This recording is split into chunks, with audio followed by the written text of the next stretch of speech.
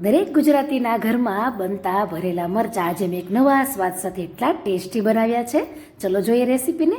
તો શાકની પણ જરૂર નહીં પડે તેવા મરચાં બનાવીએ. તો જુઓ, મોટા મરચાં છે તેને કટાપી નસના ભાગને દૂર કરી લેશું. ત્યાર પછી લીલી તુવેર છે અધકચરી વાટી લેશું. તેલ ગરમ કરી અધકચરા વાટેલા આખા ધાણા, હિંગ, હળદર, વરિયાળી ઉમેરી દેશું. અધકચરી વાટેલી તુવેર ઉમેરી સેજ મિક્સ કરી લઈએ.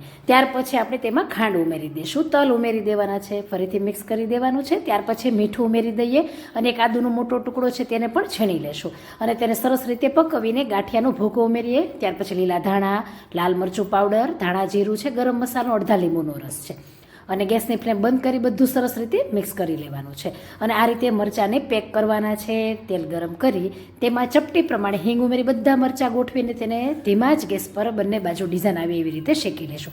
તો ક્યારેય તમે આ રીતે લીલી તુવેરના મરચાં નહીં બનાવ્યા હોય તો ટ્રાય કરજો, ખૂબ જ ટેસ્ટી બને છે અને વિડીયોને શેર કરી દેજો.